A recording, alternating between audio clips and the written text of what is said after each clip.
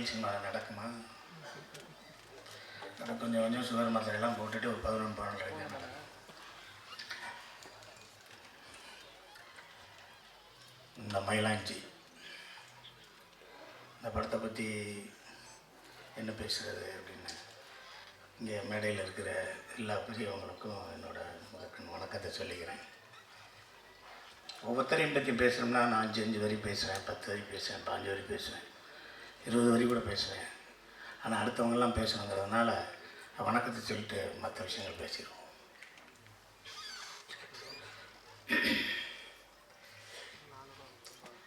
இது இந்த படத்தின் தயாரிப்பாளர் டாக்டர் அர்ஜுன் அவர்கள் என்னோட மாமா. ஃபஸ்ட் ஹாஃபில் ஆரம்பித்தது இப்போ தேட்டர் கமலா தேட்டர் வரைக்கும் வந்துருச்சு. வாழ்த்துக்கள் மாமா. ஒரு 8 வருஷத்துக்கு முன்னாடி 10 வருஷத்துக்கு முன்னாடி என்னென்னா, நாங்கள் ஒரு எங்கள் சொந்த ஊர் வந்து சேத்தூர், ராஜபாளையம் பக்கத்தில்.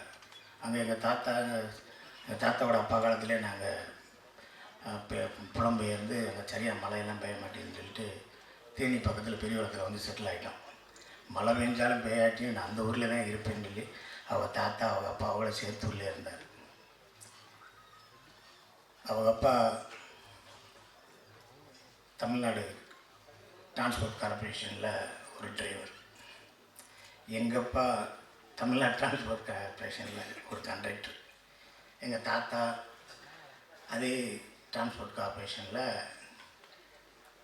டிரைவரு, எங்கள் சித்தப்பா எலக்ட்ரீஷியனு, எங்கள் இன்னொரு சித்தப்பா அவர் வந்து ஃபோர்மேன். நாங்கள் ஒரு 4 பஸ் வச்சுருந்தோம். அதை வந்து டிவிஎஸ் கொடுத்தோம். டிவிஎஸ் தமிழ்நாடு எடுத்துருச்சு. அதனால் அவங்க கொண்டு போய் தமிழ்நாட்டில் இவங்க பஸ்ஸை கொடுத்துருக்காங்க, அதனால் அவங்க வேலையை போட்டாங்க அப்படின்னு சொல்லி டிவிஎஸ் ரெக்கமெண்ட் பண்ணி அப்படியே தமிழ்நாடு கார்பரேஷனில் அந்த பஸ்ஸில் இருந்தோம். ஒரு சாதாரண டிரைவரோட பையன் பயங்கரமாக படித்து மதுரை மெடிக்கல் காலேஜில் சேர்ந்து ஒரு டாக்டர் ஆகி நான் அந்த ஊரில் தான் இருப்பேன். இந்த 10 ரூபா டாக்டர், 5 ரூபா டாக்டரு, 20 ரூபா டாக்டர்னு சொல்லுவோம்ல, அது மாதிரி டாக்டர் அர்ஜுன் சார். நீங்கள் காசே இல்லாமல் கூட நம்பிக்கையாக நீங்கள் போகலாம். ஒரு பெட் இருக்கும், படுத்துக்கலாம், எப்போ வேணாலும் மருந்து விடுவார், எப்போ வேணாலும் சாப்பிடுவார், எப்போ வேணாலும் மருந்து கொடுப்பார். அவர் கோயிலுக்கு போனதான் சரித்திரமே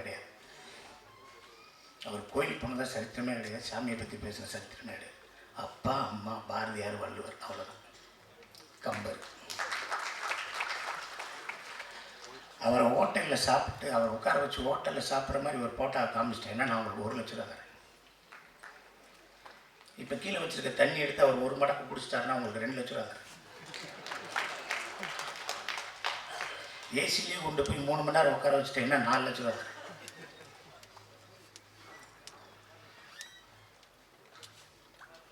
எதுவுமே சரி, ஒரு சாதாரண மனிதனை மாதிரி ஒரு ஒரு ஒரு சாதாரண மனிதனே கிடையாது. இப்போ ஒரு காமெடி அவர் வார்த்தையில் வருதில்லை, அவங்கெல்லாம் மனித இனத்துக்கு அப்பாற்பட்டவங்கன்னு வருதில்லை, அது மாதிரி அவரோட தனி மனித ஒழுக்கம் வந்து அவரை மிகப்பெரிய லெவலுக்கு கொண்டு போயிருக்கு. இப்போ கூட நேற்று சென்னையிலேருந்து வந்திருக்காரு, இது சேத்தூர்லேருந்து வந்திருக்காரு. எனக்கு தெரிஞ்சு நேற்றே தயிர்ச்சோறு புளிச்சோறு கட்டி வந்துருப்பாருன்னு நினைக்கிறேன். எங்கேயுமே சாப்பிட்டுக்க மாட்டார், இனிமேலும் சாப்பிட மாட்டார். நீங்கள் ஏதாவது ஒரு அன்பாக ஏதாவது கொடுத்துருங்க, காய்கறி வாங்கி வச்சுட்டு பின்னாடி வச்சுருவார், அதுக்கப்புறம் யார்ட்டையாக கொடுத்துருவார். 8 வருஷத்துக்கு முன்னாடி 10 வருஷத்துக்கு முன்னாடி என்னை பார்க்குறாரு. நான் என் குலதெய்வம் கோயிலுக்கு போகிறேன், என்கிட்ட வந்து மாமா எனக்கு ஒரு படம் பண்ணுங்க அப்படின்னா. பண்ணிடுவோம் மாமா, எவ்வளோ செலவாகும் அப்படின்னா. இவ்வளோ ஆகும் அப்படின்னா. சரி மாமா பண்ணிடலாம் கையில். எங்கள் மாமா என்கிட்ட ஒரு கதை சொல்லுவார். மாமா இந்த கதை வந்து அப்படி இருக்கு மாமா, இப்படி இருக்குன்னு 4 வருஷமாக பேசுகிறோம். இல்லை மாப்பிள்ள, அது வந்து கண்ணை பார்க்குது, காதை பார்க்குது, மூக்கை பார்க்குது, காலை பார்க்குறான், அப்படியே பின்னாடி தான் பார்க்குறேன், ஆனால் மூஞ்சியை பார்க்கல மாப்பிள்ள. மாமா ரொம்ப குழப்பறீங்க மாமானே. அப்படியே போச்சு. எனக்கே நல்லதாக தெரிஞ்சு மாமாவை வந்து நான் ஒரு சினிமாவை கூப்பிட்டு வந்து மாமாவுக்கு ஏதோ நல்லது நடந்துச்சுன்னா ஓகே, மாமாவுக்கு ஏதாவது ஒன்றுச்சுன்னா சிங்கப்பிள்ளை கரெக்ட் பண்ணி டாக்டர் களிமண் தாண்டிடுவாங்க. ஆக நான் லேட் பண்ணது கூட மாமாவுக்கு நல்லது. மாமா வந்து படம் எடுத்தேன்னாலே நான் எடுக்கலை. ஆனால் ஏன் எடுக்கலைன்னா அவர் சொன்ன கதையை நான் பண்ணாதனால நான் எடுக்கலை. ஆனால் அஜயன் பாலாவை சந்திக்கும்போது அஜயன் பாலா சொன்ன கதையை கேட்டிருக்காரு, அதை தான் எடுக்கிறார். அப்போ என் மாமா மேலே எனக்கு கோபம் வருமானம் தான். ஆனால் இருந்தாலும் இந்த மயிலாஞ்சிக்கு அவர் சேர்த்த ஒரு கூட்டணி இருக்கு.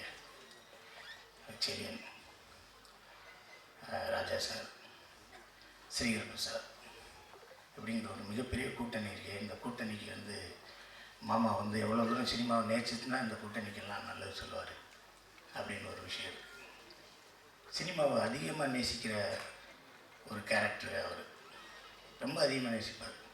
நான் அவரை பார்த்தேன்னா, மாமா மண்டவலிக்கு என்ன மருந்து கொடுக்குறைய, கை கால் வகுப்புக்கு என்ன செய்கிறது, தூக்க வேலையில் என்ன செய்யலாம், தண்ணி அடிக்காமல் இருக்க என்ன செய்கிறது, அப்படி இப்படிலாம் நம்ம கேட்போம். ஆனால் அதுக்கு முன்னாடி மாப்பிள்ளை ஒரு படத்துக்கு எவ்வளோ லென்த் இருக்கும், இந்த சீனை எப்படி எடிட் பண்ணுறாங்க, இந்த சீனை எப்படி டப் பண்ணுறாங்க, இந்த விஷுவல்ஸ் எல்லாம் எப்படி பண்ணுறாங்க, இது எந்த கேமராவில் எடுக்கிறாங்க, என்ன ஏது அப்படிங்கிறத டெய்லி கேட்டுகிட்டே இருப்பார். எங்கள் வீட்டிலே சொல்லுவாங்க, எவ்வளோ நேரங்கள் 1 மணி நேரம் ஒரு ஆள் கூட பேசுவீங்க, யாரோட பேசுவீங்க அப்படின்னா தயாரிப்பாளர் டாக்டர் அர்ஜுன் அவர்களோட தான் பேசுவோம். நைட் 10 மணிக்கு பேச 11 மணி வரைக்கும் 12 மணி வரைக்கும் பேசுவோம், நிறையா பேசுவோம். மாமாவை எப்படியாவது சினிமாவில் இழுத்து விடணும் போது அப்படின்னு சொல்லிட்டு காதர் பச்சா முத்துராமலிங்கங்கிற படத்தில் ஒரு ஜட்ஜு கேரக்டர் முத்தியாட்டை சொல்லி, வாங்க மாமா அப்படின்னு. எப்போ மாப்பிள்ள வரணும்னா 5 மணிக்கு வாங்க மாமா காலையில், நீங்கள் அங்கேருந்து வரணும், கொஞ்சம் லேட் ஆகிடும் வாங்க, உங்களுக்கு தான் ஃபர்ஸ்ட் ஷாட்னு 5:30 வந்தார். நம்ம மதியானம் தான் எடுத்தாங்க, ஒரு 1:30 மணிக்கு தான் எடுத்தாங்க. மாப்பிள்ளை 5 மணிலேருந்து வந்துருக்கேன், மாமா சாப்பிடுங்க வாங்க. அப்புறமேல் டப்புன்னு போய் காருக்குள்ளே உட்காந்து அது ஒரு டிஃபன்லேருந்து அதை சாப்பிட்டேன். நீங்கள் சாப்பிட்றியா மாப்பிள்ளைன்னு மாமாவை கூப்பிட்டு போனோன்னே அதில் தோசை ஊற்றிருந்தாங்க. தமிழ் சினிமாவில் இப்போ புதுசாக ஒன்று வந்துருக்குல்ல, லைவாக தோசை ஊற்றுறது, லைவாக இட்லி ஊற்றுறது, லைவாக பூரியை போடுறது, சின்ன சின்ன தோசையாக போட்டாங்க. என்ன மாப்பிள்ள, என்ன மாமா சின்ன தோசையாக, சினிமாவில் ஒருத்தர் வளர்ந்துட்டாங்கன்னா அந்த எல்லா சாப்பாடுமே சிறுசாயிடும். பெரிய இட்லியை போட்டாங்கன்னா அவன் இன்னும் சின்ன டெக்னீஷியனாக இருக்கணும். ஏன்னா பெரிய இட்லியை பெரிய டெக்னீஷியன் கடிக்க முடியாது. அதனால் சின்ன இட்லியை போய் சின்ன தோசையாக போட்டான்னா பெரிய ஆள் தான் சின்ன தோசையாக போட்டான். மனுஷன் பெருசாக சினிமாவில் பெருசாக ஏன்னா அவன் கேரியர் திறந்து பண்ணால் இட்லியிலே சின்ன இட்லியாக இருக்கும். ஏன்னா அவர் கடிக்க மாட்டார், ஏன்னா அவர் வேறு வேலை இருக்குது, வேறு என்ன வேலை இருக்குன்னு தெரியல.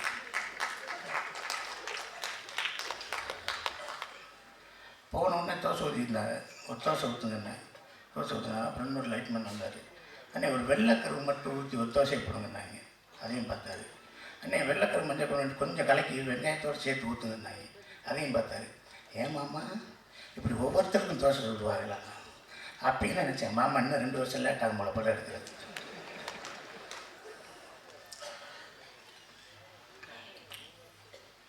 அப்புறம் எங்கள் மாமா வந்து 2 மணி நேரம் பேசுவார். மீட்டிங்லாம் பேசினாலும் 2 மணி நேரம் பேசுவார். என்னைய விவேக், ஸ்னேகனை, லிங்கம் சாமி சார் எல்லாத்தையும் கூப்பிட்டு கம்பர் திருவிழா, பாரதி திருவிழா, வள்ளுவர் திருவிழான்னு சொல்லி அடிச்சு நொறுக்குவார். ராஜபாளையம் சேர்த்து விருதுநகரிலே கல்லை கேட்டுப்பார். ஒரு 1.5 கிலோமீட்டருக்கு கொட்டடிச்சு இழுத்து போவார். டங்கடா டக்கடா டங்கடா டக்கடா டங்கடா டக்கடா. மாமா வேர்க்குது மாமா, இருந்தாலும் பரவாயில்ல வாங்க மாப்பிள்ள அப்படின்னு சொல்லி இழுத்துட்டு போய் பெரிய மீட்டிங்கை போட்டு தாய் தந்தைகளை பேச வச்சு அதை வச்சு இதை வச்சு MP MLA எல்லாம் கூப்பிட்டு பெருசாக பண்ணிடுவார். ஆனால் எங்கள் மாமாட்ட ஆரியார் பார்த்து இன்னும் ரெண்டு தடவை வாய்க்காக்கு வரலன்னு வச்சுக்க, உன்னை எப்படி உள்ளே வைப்பேன், உன்னை எப்படி உள்ளே வச்சுருவேன் தெரியுமா அப்படின்னு சொல்லணும். மாமா திணறி வேர்த்து விறுவிறுத்து தனியாக போய் அழுது கதவை பூட்டி சிரிச்சு, மாப்பிள்ளை நான் இப்படியே கிளம்புறேன், பைபாஸில் இந்த பக்கம் போயிடுறேன், இல்லை சர்வீஸ் ரோட்டில் ஏறலன்னு சொல்லி அவரை சமாதானப்படுத்திப்பேன். இந்த படம் அவருக்கு வந்து எங்கள் செல்லியன் சார் சொன்ன மாதிரி அர்ஜுனன் பேர் 10 அர்ஜுனன் பேர் 10ங்கிற மாதிரி. மாமா எல்லா விஷயங்களுமே கஷ்டமான விஷயங்கள், எல்லாமே கஷ்டமான விஷயம், எதுவுமே ஈஸி இல்லையா. உங்களுக்கு தெரியாதா, வந்தோடனே ஒரு ஆளுக்கு ஒரு ஊசியை போட்டு எல்லாம் காமிச்சிங்க, கொஞ்சம் எரியா 4 நாள் எரியா, 2 ஊசியை கூடியா, பேசாமல் எரியா, கைக்கால் கட்டுப்படியா, ஒரு நாள் கஞ்சி குடியா, ஒரு நாள் பார்லி அரிசி கூடியா அப்படின்னு சொல்லித்தானே நீங்கள் சவரிப்படுத்துனீங்க. அதே மாதிரி தான் மாமா. நீங்கள் வந்து கொடுதி கொடுது வறுமை கொடுது, இளமையில் வறுமை கொடுதுன்னு ஒன்று இருக்குல்ல, அது மாதிரி நீங்கள் முதல் படத்திலே இவ்வளோ சிரமப்பட்டிருந்தாலும் அதை உங்களை மிகப்பெரிய பக்குவப்படுத்தும். இந்த உட்காந்துருக்கார கங்கைமன் சார், அவங்க படாத கஷ்டமா. இந்த என் சகோதரர் இருக்கார் மிஸ்கின் சார், அவர் படாத கஷ்டமா. அந்த IAS எல்லாம் அவர் எப்படி படித்தாருன்னே தெரியல. அவரை நீங்கள் எனக்கு அறிமுகப்படுத்தி வச்சு, அவரை கொரோனா காலத்தில் நான் படுத்தின பாடு உங்களுக்கு தெரியுமா? அவர் படுத்துன்னு பாடு தெரியுமா அவங்களுக்கு? எவனவனு ஒரு டிஜிபிட்ட என்னென்ன கேட்பான். நான் ஃபோன் பண்ணி கேட்டு, அர்ஜுனா சார் மறுபடியும் பேசுகிறேன் சிங்க அப்படின்னு. சொல்லுங்கள் என்ன செய்றீங்கண்ணே? அது கிடைக்குமான்னு ஷாக் ஆகிட்டார். சிங்கப்பிள்ளையா பேசுறது நானே தான். இந்த வாய்ஸை கூட ரெக்கார்ட் பண்ணி வீட்டுக்கு அனுப்புங்க, அவர் வாய்ஸை செக் பண்ணிக்கணுங்க. இன்னைக்கு சென்னையில் வேலை பார்க்க விடுங்க, காவல்துறையில் லாங் ஆர்டரில் இருக்கேன்னு. அவரை விடவே இல்லையே. என் நம்பரை பிளாக் பண்ணுற வரைக்கும் அவரை டிஸ்டர்ப் பண்ணி படித்து எடுத்து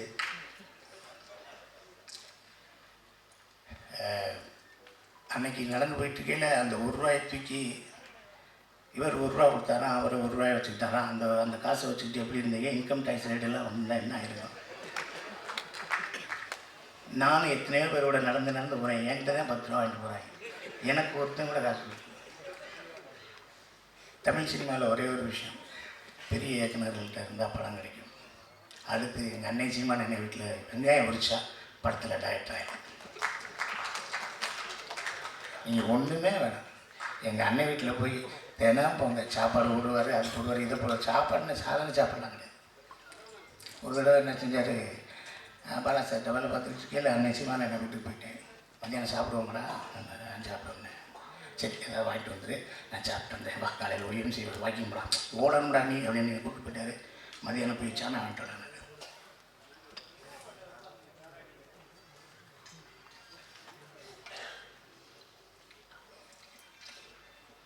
நான் போய் கடைக்கு போய் ஒரு கிலோ அரிசி, ஒரு 2 ₹10 பாக்கெட் தயிர் பாக்கெட்டு, ஒரு 4 முட்டை, ஒரு 1/4 கிலோ வெங்காயம், ஒரு 200 சிக்கன் வாங்கிட்டு வந்து எனக்கு சமைக்கலான்னு. ஏன்னா தம்பி நீ இப்படி லூஸ் பேலாக இருக்க, இப்போ 11 மணிக்கு வந்துடுவாங்கடா தம்பியெல்லாம், போடா முதல் நான் சொல்கிறத எழுதுறான்னு. ஒரு 60 முட்டை,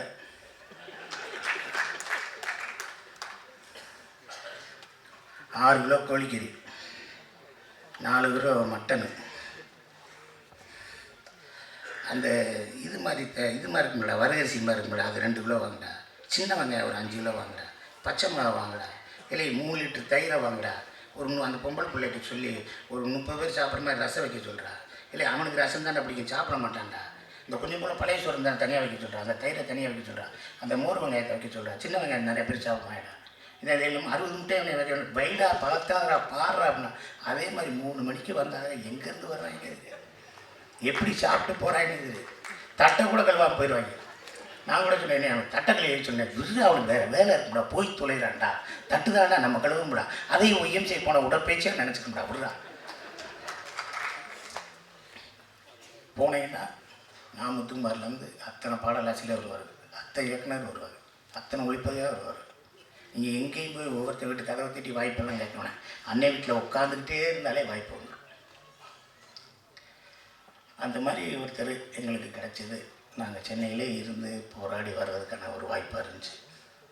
அண்ணனை பற்றி அண்ணனும் செல்லியனும் அப்படியே கோடம்பாக்கத்துலேருந்து அப்படியே நடந்தே போவாங்க. வாய்ப்பே வரலன்னு செல்லியன் சார் சொன்னாங்க, சொல்லிடலாமான்னு. செல்லியன் சார் சொல்லிடலாமா? ஐயோ ரொம்ப கஷ்டமாக இருக்குங்க. நம்ம ஒரு பெண்களாக பிறந்திருந்தா வாய்ப்பு கிடச்சி பெரிய ஆள் ஆயிருக்குமோ, நடிகையாக இருக்கலாமோ அப்படின்னு எங்கள் அண்ணன் கேட்டிருக்காரு. அதுக்கு செல்லியன் இருக்கும் அப்படின்னா, அதுக்கு எங்கள் அண்ணன் சொல்லியிருக்காரு, நீங்கள்லாம் பெண்ணாக பிறந்தா செவப்பாக பிறந்துடுவேன், நல்லா பிறந்துட்டேன் கருப்பாக பிறந்துடுவேன், அப்பயும் எனக்கு பிரச்சனைடா அப்படின்னு. இதெல்லாம் மயிலாஞ்சி ஷூட்டிங் அப்போ தனியாக நின்று பேசிக்கிட்டேன். நாங்களாம் சிரிச்சுக்கிட்டு இருப்போம். செகண்ட் ஷூட்டில் போகையில் என்ன சிரிக்கிறீங்கன்னு கேட்டுக்கிட்டே இருப்பாங்க. ஸோ அவர்களுக்கும் அவர்களுக்கான பந்தம். ஒரே அறையில் ஒரு நாள் 10 நாள் பேசலாம், 20 நாள் பேசலாம், 2 மாதம் பேசலாம், 3 மாதம் பேசலாம், 4 வருஷம் 5 வருஷம் 6 வருஷம் பேச முடியுமா? எங்கள் அண்ணன் சீமான் அண்ணன், Chezhiyan sir, director Bala sir, Arthur Wilson, Jeyamohan, Ramakrishnan, இப்படியே உட்காந்து பேசிக்கிட்டே இருக்கும்.